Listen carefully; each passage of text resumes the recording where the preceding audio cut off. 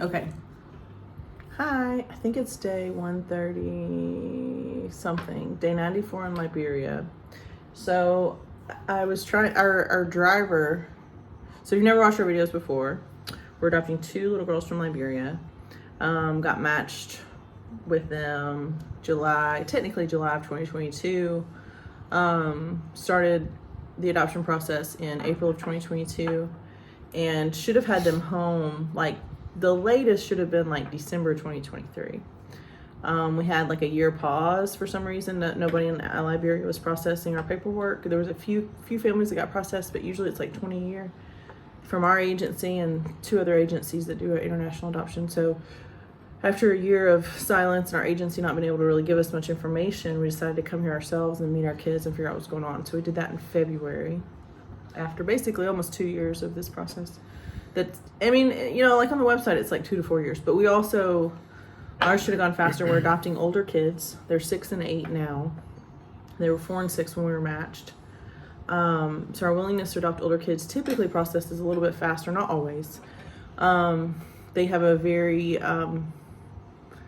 desperate story in terms of biological family members that remain to care for them. So, and Liberia is recovering from a 20-year civil war, so they're like almost 2 decades past that. So they've got a lot to recover from. But anyways, so we've been living in Liberia for 3 months. So that's my short little commercial. So it was short. It was less than a minute. 100 days will be soon. 100 days in Liberia.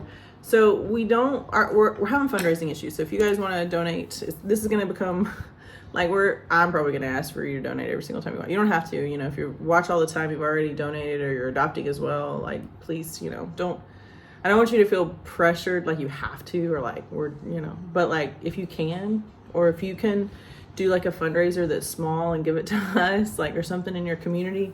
Like, we are like open idea time. Like, let's let anything you got. Like, I talked to my friend Paige this week, which was probably one of the more encouraging conversations I've had in a while, of her just being like, what if I try this? What if we do a softball tournament? What if I do the textiles for you? What if, like, she was just like had a lot of ideas. She even like wrote it down on a Google Doc and sent it to me. And I'm like, absolutely, go with it. There was someone that volunteered from Paper Pie to do the card thing. And my friend, I met a friend of a friend, Amy, who's done Paper Pie too. But basically you buy a box of all occasion cards. It's like birthday, Christmas, like pretty much all the cards you'll buy year round. You're like running to grab a card for stuff. It's basically in a box, and it's a give back. So it's a fundraiser. So if you buy a box of cards you would buy anyway throughout the year, you just buy it all at once. We get money for that. So they're going to do that. It's not my friend Amy that approached her, but I know Amy's told me about it. So maybe we'll do too. But we're kind of in that desperate time. So I want to stop here and I want to put in, so speaking of desperate times, the staff at the orphanage is, there's a director, and then there's a security guard, and there are 5 women that are the caregivers. They kind of rotate who spends the night. Sometimes you'll find all 5 of them there all at once, but not quite as often. Most of the time there's 4 there, 3 to 4, and then there's at least 2, if not 3 at night. And the security guard's there 24/7. I don't know when he ever leaves. But, and then of course the director that does not live on site. So they had a 40% reduction in their salaries, basically to keep the doors open. Everything got cut 40%. That was just the only way to do it fairly. I don't know for sure all the conversations that happened, but it was kind of like, this is what's going to happen. You can stay if you want to, but this is what's going to happen. So they agreed to it. They've stayed. So 40% pay cut. So we collected some money from some different families that are connected. Some of them are waiting families, unmatched. Some of them are matched families, and some of them are families that are already home. And then there's also like friends of families. So like some people gave money to the cause through a certain adoptive family member. So it was a good amount, and we were able to give them. So basically the money that we were able to give all 6 of those staff members that are not the director, but the ones that are like working with the kids directly. We'll do something separate for the director, but whatever we give him, he's just gonna go like buy something for the children anyway. So it's kind of like, that's how he rolls. But their salary cut we were concerned about. So we were actually able, from February 1st to May 15th, we were actually able to replace what they lost. So the 40% reduction that they had, we actually replaced. We didn't get the full month of May, but we got really close. I would recommend families that do come and adopt. A lot of times we do gifts for caregivers. You know, Liberia is expensive to survive in. There's a lot of imported things. It's a difficult country at times. Gas is $4.50 a gallon. So if you're going to jump in a taxi, that taxi has put, or a motorcycle or KKs are like 3-wheeler golf cart things. It's expensive for them just to get to work. So like, you think $4 a gallon, $4.50 a gallon, and they get like the lower grade gas. So anyway, so I want to stop and just show you. I edited it to a cartoon version so you can't see the kids. But when we gave them, I gave them handwritten. I wrote out a letter to each of them individually. You know, so when you come and you want to give them a gift, like cold hard cash and a card is pretty cool. I'm gonna pause here and I'm gonna splice in that video so you guys can see. There's our driver actually had the wherewithal to pull his phone out and like take a quick video of just the panoramic of everything that was happening. I knew that they would be happy. I did not know how excited. Like one of the nannies was dancing. She like went and hugged. We didn't get this on video, but I think this is when our driver Manuel was like, "We're gonna record the rest of this." She ran over to me and I gave her the card, and she's like, her hands were literally shaking because she know. I mean, an envelope, you know, it's gonna be money probably, but her hands were like shaking, just taking it from me. She hugged me, and then she went over and hugged Jeremy and like almost picked him up. And she's a little lady. She tried. But like they are, she tried to pick you up. I think she tried. But they are sweet women that care for these children. The security guard, I've showed his video some, and just his protection, his leadership. I mean, he doesn't just like watch the door. Like he helps, he repairs things that break. He was fixing a bunk bed a couple days ago. The day we took him the money, he was fixing a bunk bed that had broken. He does all the repairs, and then now that they have the solar panels, he has light at night. But it used to be just pitch black, trying to keep everybody safe.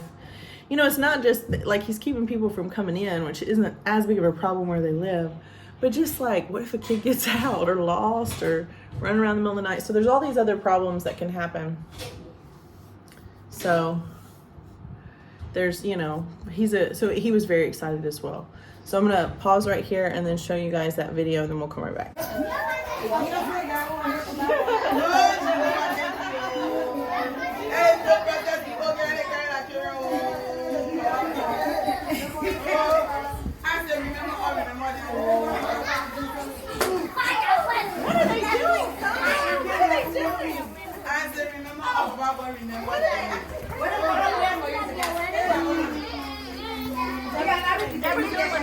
Coming tonight. Albert's not coming. I'll hang on to it. Oh, why are they acting so crazy? Are they happy? I know. I said, you want to lose it. Joy, I said to your life, you know, you are crying for 20 out of people. You get to that, I'm scared. I said, Nana, you know, Mauro. Oh, you know. Why, you get to the last scape, brother. No, Mauro. But they put dancing, Mauro say, this song they put singing, I'm sorry, fine. You go check.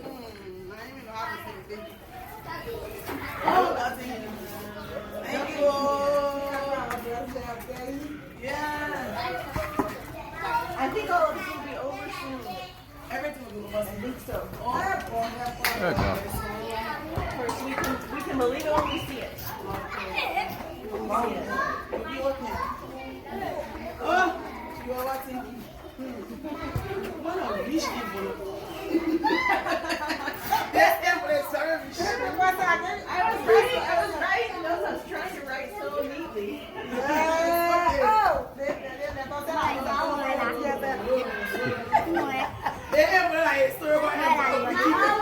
But when I'm thinking about myself, myself, coming to you. But no, to the land. But they stay happy about. Let me unexpected gift.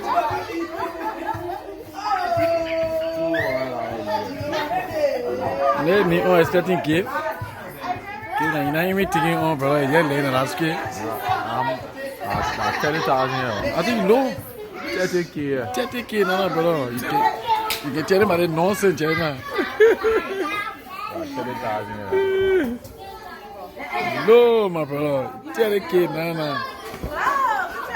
I'll do. I'll put on one day my account. Yeah, but I want to help out like jolly. Get 1 or 2 for remaining, you know what I mean?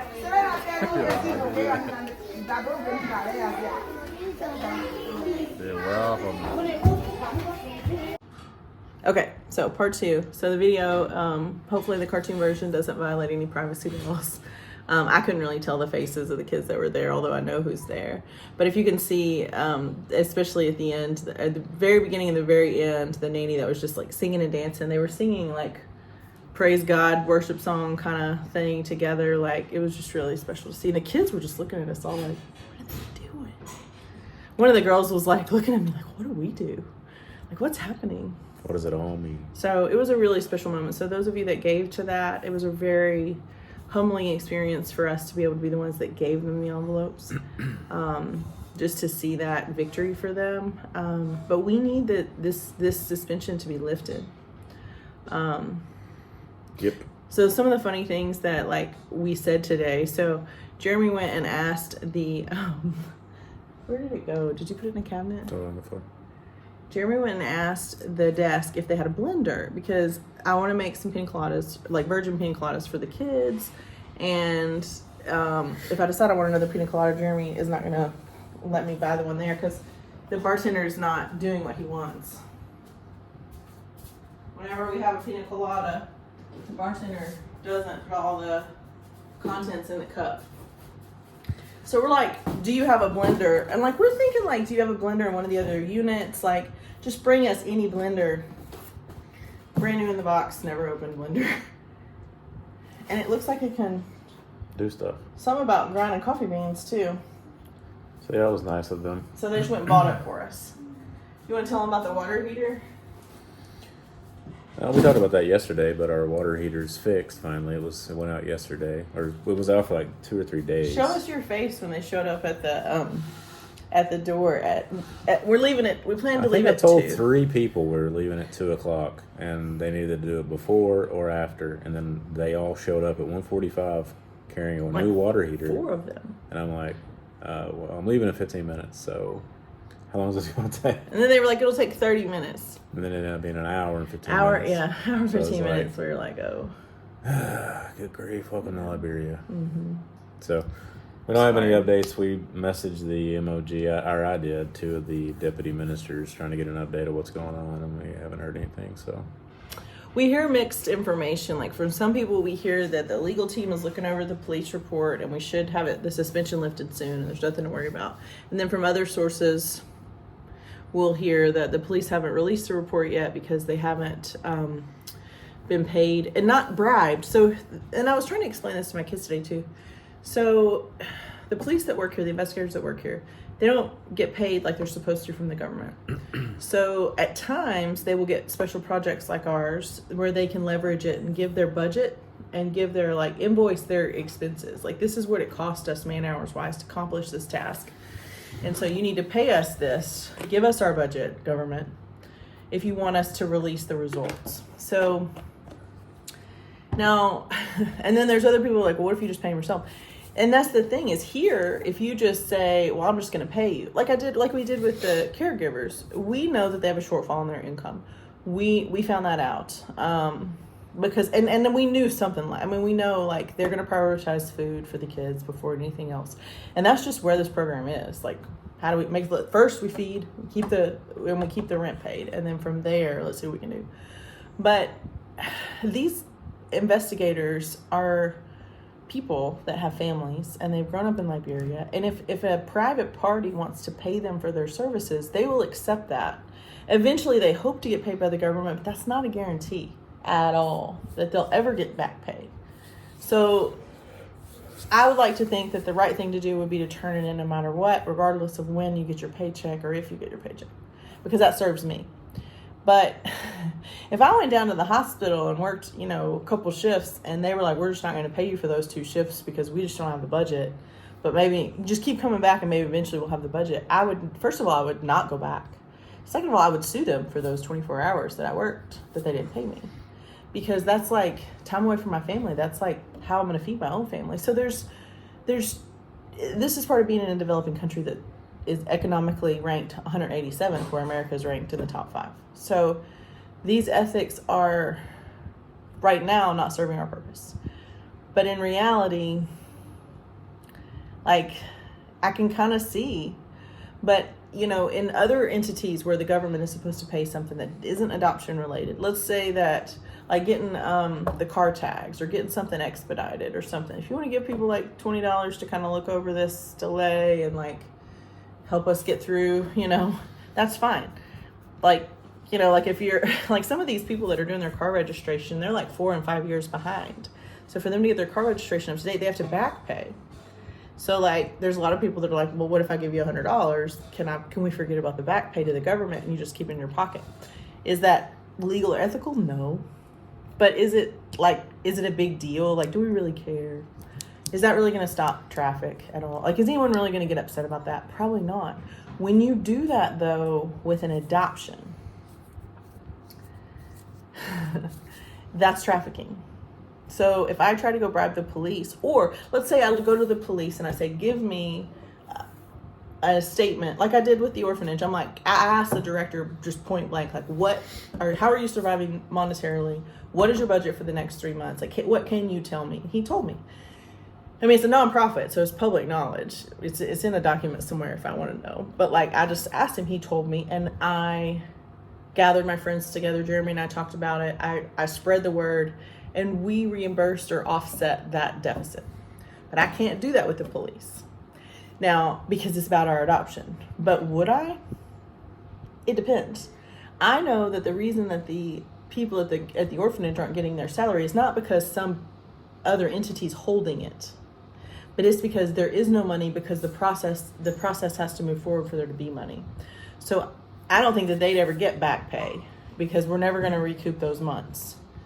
And I don't think we're going to be able, they can't handle the throughput. So this was money that they were always going to lose. But if I pay back pay that the government owes, then the government's just keeping it, holding on to it, or putting it in a program it doesn't belong. That is not great. But if I do that with an adoption, it's literally defined as trafficking because I am paying someone for adoption throughput outside of the law. Because I even asked Jeremy, I was like, ask Sam and Albert, is there any legal way for us to give a donation to the police force to encourage them to move forward? Like, any way we can, and there's not. So.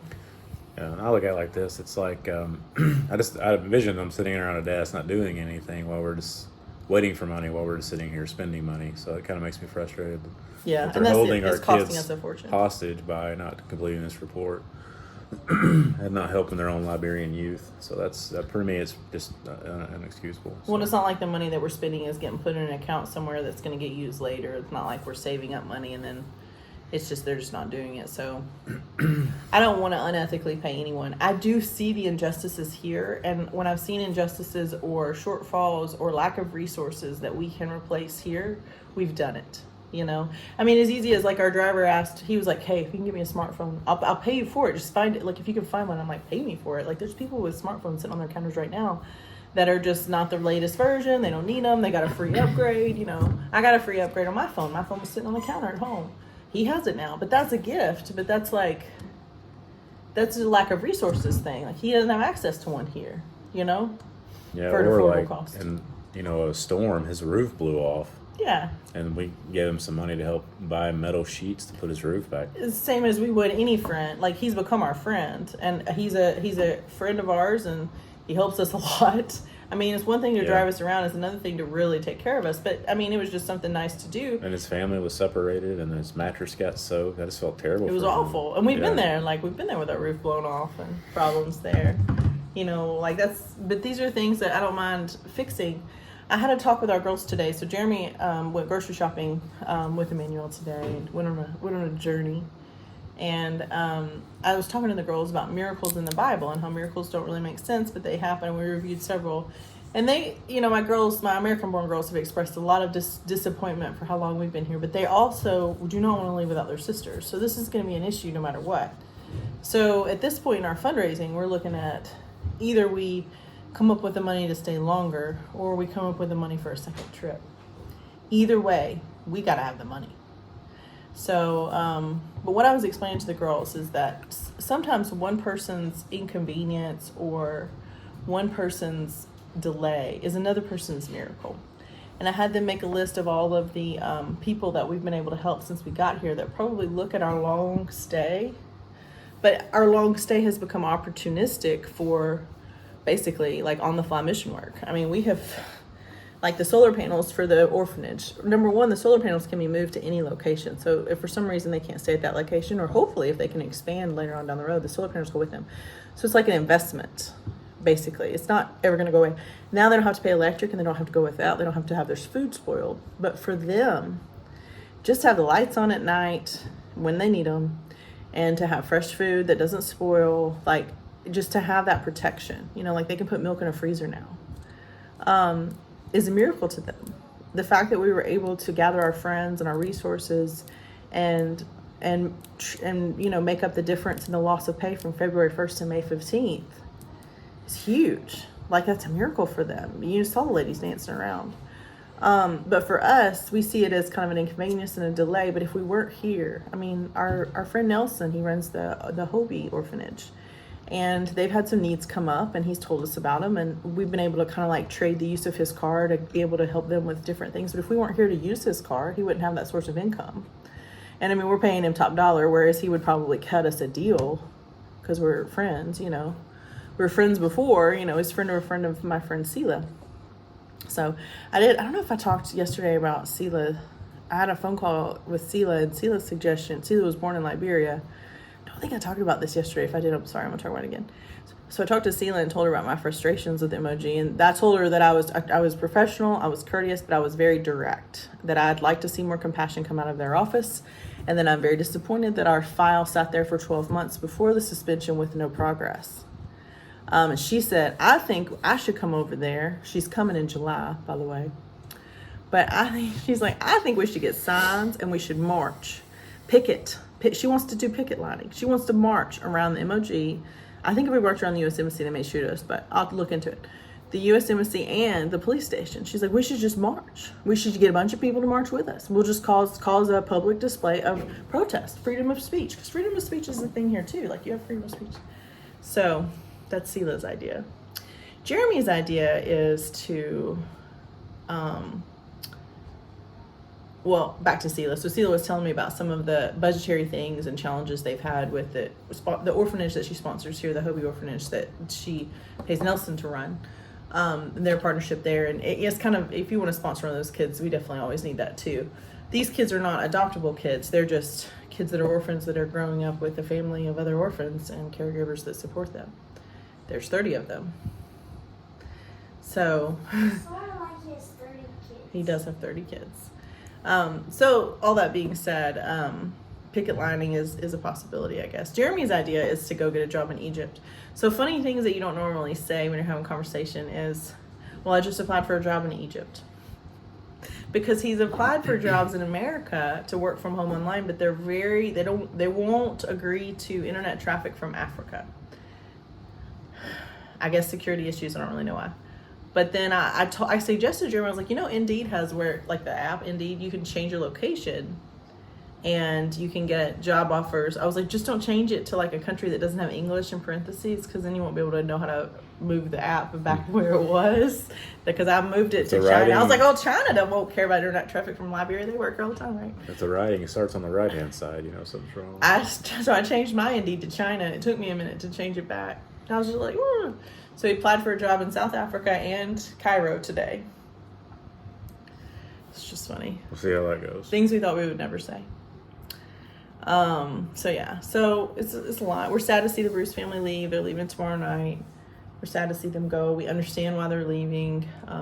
They had explained it to their Liberian daughters. Both of their Liberian daughters were pretty tough, but as soon as their car pulled away, one of them the older one was just, I hugged her. She just stinks sobbed. Because we talked about like having how much space we would need for when we had all the kids together, like all of us hanging out together as two big families. Yeah.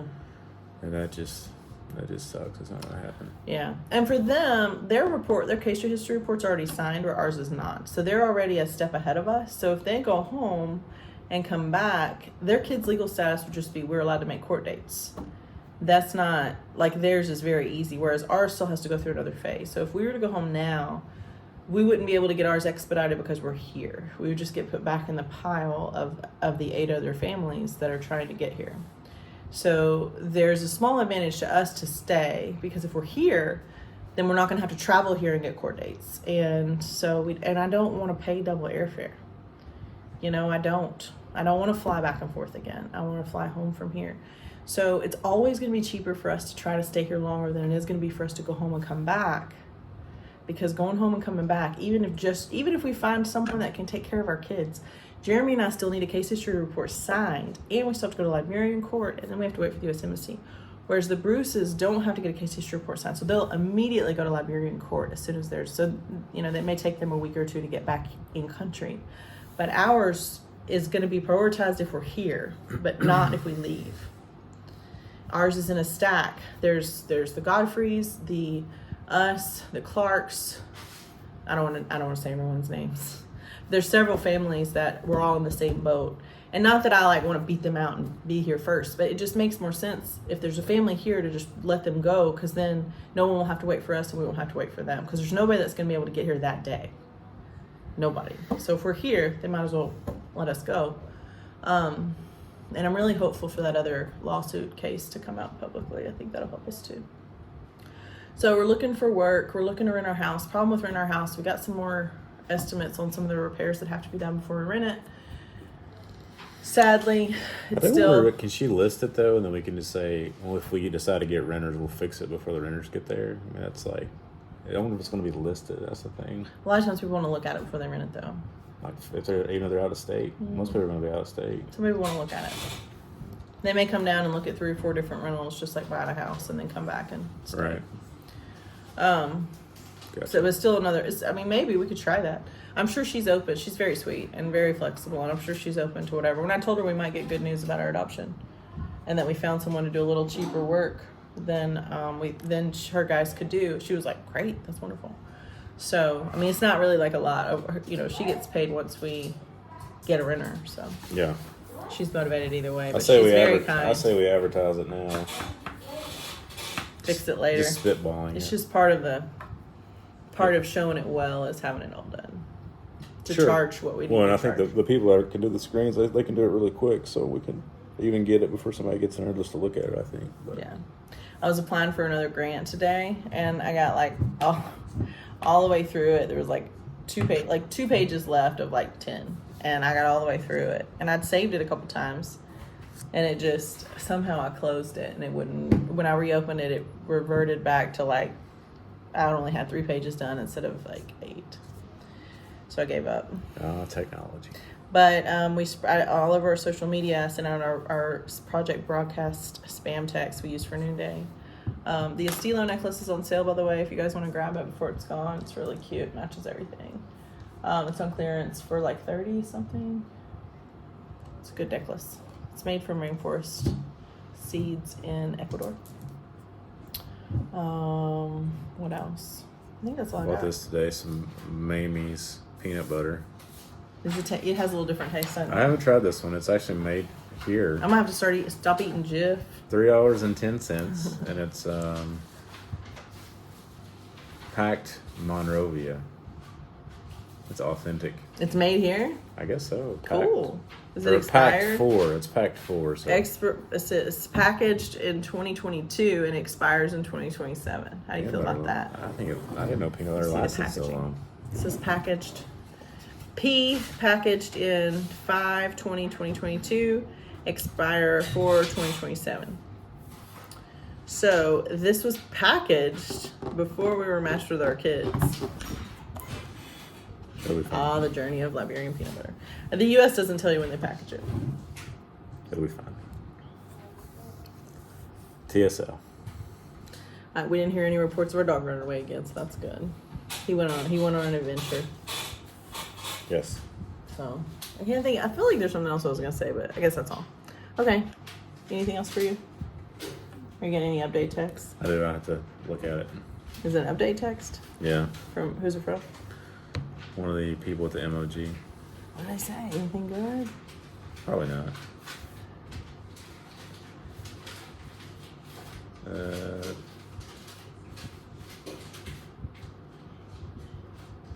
Ugh, they're still waiting.